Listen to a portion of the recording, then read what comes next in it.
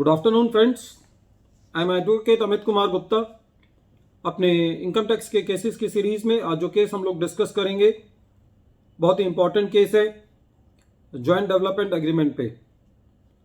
जितनी भी residential colonies हैं वहाँ पे आजकल ये देखा गया है कि जो पहले एक प्लॉट होता था उस प्लॉट पे सिंगल स्टोरी या डबल स्टोरी बिल्डिंग होती थी, तो काफ़ी सारे इस तरीके के कोलैबोरेशन के एग्रीमेंट होते हैं जब एक असेसी अपनी प्रॉपर्टी बिल्डर को दे देता है, उसके साथ जॉइंट डेवलपमेंट एग्रीमेंट करता है।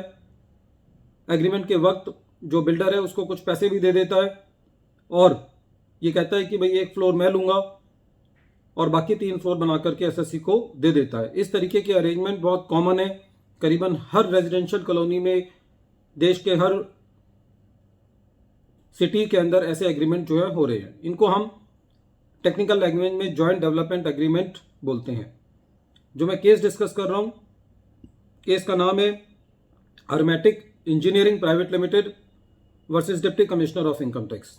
ये केस 25 फरवरी 2021 को डिसाइड किया गया और ये matter 89 ITR tribunal page number 10 पे रिपोर्ट हुआ। मैटर बेंगलोर ITAT ने डिसाइड किया। बहुत ही इंपॉर्टेंट केस है, बहुत अच्छा लॉ का पॉइंट इसमें है जिस पर लोगों को बहुत कंफ्यूजन रहती है। जो मेन मैटर इस केस में इन्वॉल्व है वो ये है कि जॉइंट डेवलपमेंट एग्रीमेंट जब होता है, कोलैबोरेशन का एग्रीमेंट होता है, तो कैपिटल गेन किस साल में निकाला जाए, ट्रांसफर किस साल की मानी जाए। 2 डेट्स होती हैं। एक डेट तो वो होती है जिस डेट पे जॉइंट डेवलपमेंट एग्रीमेंट किया जाता है, एक पावर ऑफ अटॉर्नी दी जाती है बिल्डर को। 2 या 2.5 साल करीबन वो प्रॉपर्टी को बनने में लग जाते हैं और जब प्रॉपर्टी बन जाती है तो बिल्डर जो फ्लोर रखता है उस फ्लोर की बिल्डर रजिस्ट्री कराता है, या तो अपने नाम में करा लेता है या जिसको बिल्डर ने बेचा होता है उसके नाम में रजिस्ट्री होती है। ऐसा ही केस इस पर्टिकुलर केस में आया। असेसी ने जॉइंट डेवलपमेंट एग्रीमेंट किया, पावर ऑफ अटॉर्नी जो है वो डेवलपर के नाम में दी गई और बाद में 3-4 सालों के बाद डेवलपर ने वो प्रॉपर्टी अपने नाम में कराई जो उसको उसका मेहनताना मिलना था। मुद्दे की बात यह है कि इस केस में जब रजिस्ट्री की गई तो असेसी ने भी वही डेट ऑफ ट्रांसफर ली जिस डेट पे रजिस्ट्री की गई थी 2-3 सालों बाद, और जो कैपिटल गेन है वो कैलकुलेट किया। असेसी को ड्यूरिंग द ईयर जो जिस साल की एसएससी ने रिटर्न फाइल करी थी, करीबन 54 लाख रुपए का उसने बिजनेस लॉस जो है वो दिखाया था। और जब असेसमेंट हो रही थी तो एसएससी ने ये कहा था कि जो मार्केट वैल्यू है प्रॉपर्टी की वो कम है और जो स्टैंप ड्यूटी वैल्यूएशन है वो ज़्यादा है।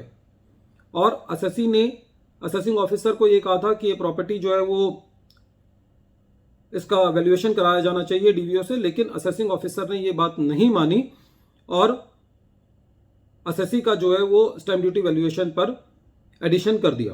तो इस केस में सेक्शन 50C का भी मैटर था और जो मेन इशू इन्वॉल्व था वो ये था कि जो डेट ऑफ ट्रांसफर है वो डेट ऑफ एग्रीमेंट मानी जाए, पावर ऑफ अटॉर्नी मानी जाए, या जिस डेट पे रजिस्ट्री हुई है वो मानी जाए।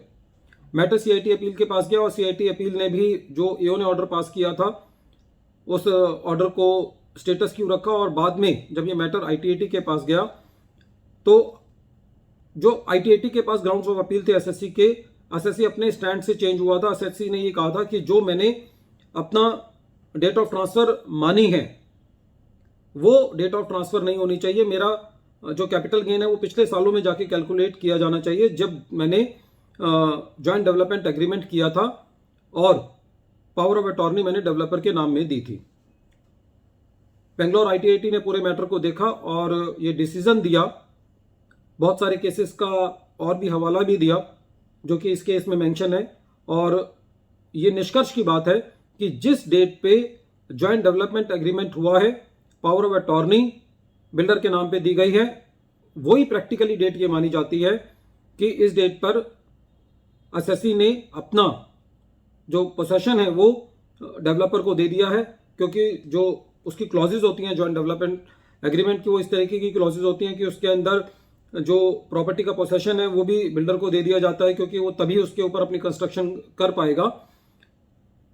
तो इस केस में ये डिसाइड किया गया कि जो डेट ऑफ एग्रीमेंट था वही डेट ऑफ ट्रांसफर है, और जो असेसिंग ऑफिसर ने एसएससी का कैपिटल गेन कैलकुलेट किया है वो गलत है। इस केस में यह भी डिसाइड हुआ कि लॉ को जब चेंज किया गया था, क्योंकि जनरली ऐसा होता था कि जो डेवलपर होते थे वो जॉइंट डेवलपमेंट एग्रीमेंट के तहत एग्रीमेंट करके प्रॉपर्टी अपने पोसेशन में ले लेते थे, 10-10 साल चलता रहता था और उस पर टैक्स नहीं देते थे, गवर्नमेंट का टैक्स का नुकसान होता था, जिसकी वजह से वो ये कहते थे कि भाई रजिस्ट्री हुई नहीं है और इसलिए ट्रांसफर नहीं हुआ है। तो इसीलिए ये प्रावधान लाया गया सेक्शन 53A जो है ट्रांसफर ऑफ प्रॉपर्टी एक्ट का, उसको भी यहाँ पे डिस्कस किया गया और ये कहा गया कि यहाँ पे जो इफेक्टिव पोसेशन है वो जॉइंट डेवलपमेंट एग्रीमेंट की डेट पे ही कर दिया गया और उसी डेट पे ट्रांसफर मानी जाएगी।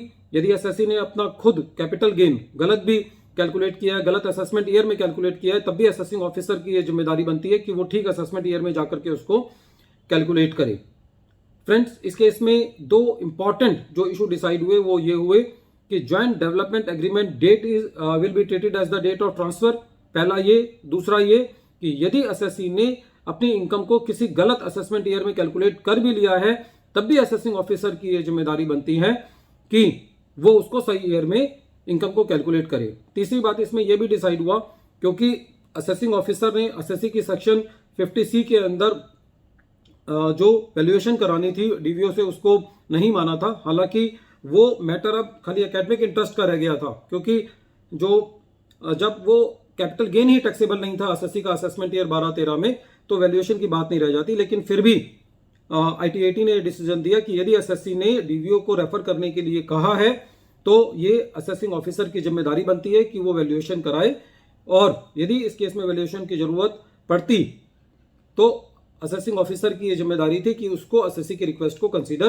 किया जाना चाहिए। फ्रेंड्स, ये बहुत इंपॉर्टेंट केस है। इस केस के अंदर ये हर उस एसएससी को अफेक्ट करता है जो इसने जीडीए के अंदर एंटर किया है। तो हर एसएससी को ये ध्यान रखना है कि जिस डेट पे एसएससी ने ज्वाइंट डेवलपमेंट एग्रीमेंट किया और पावर ऑफ अटॉर्नी दी है बिल्डर को या डेवलपर को, वही डेट ऑफ ट्रांसफर से वो अपना कैपिटल गेन कैलकुलेट करे, आगे के लिए वेट ना करे। एक बार फिर मैं फ्रेंड्स केस का नाम रिपीट कर रहा हूं। केस का नाम है Aromatic Engineering Private Limited versus Deputy Commissioner of Income Tax, और ये केस 25 फरवरी 2021 को डिसाइड किया गया। Matter 89 ITR tribunal page number 10 पे रिपोर्ट हुआ और मैटर बेंगलोर ITAT ने डिसाइड किया। Friends, at the end of the video, I request you and I appeal to you that please subscribe my channel and press the bell icon so that you may receive the future notifications of my coming videos. Thank you, friends.